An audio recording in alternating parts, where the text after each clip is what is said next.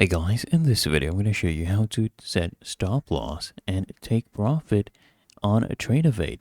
First thing I want you to do is just log into your Tradovate account, then just come to the bottom left, click on the gear cog.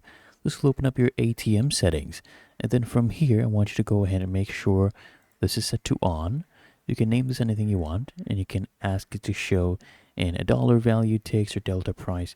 I will leave this one at ticks, and then you choose the type. So this one is set to take profit plus stop loss, or you can change this to stop loss only or take profit only. I leave it at this one, take profit plus stop loss, and then you can choose how you want it to go ahead and function.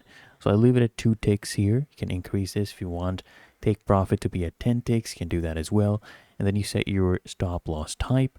You can do stop limit if you want, or trail stop, anything you want. So let's say stop limit, and then you choose the number. So leave it at 1. Then you come here and save this. Now, whenever you execute anything on the market, so you buy or sell, it'll automatically attach that stop loss, right? So it's really that easy, and that is how to set stop loss and take profit on Tradovate. Found this helpful? Make sure you smash that like button, subscribe to guides our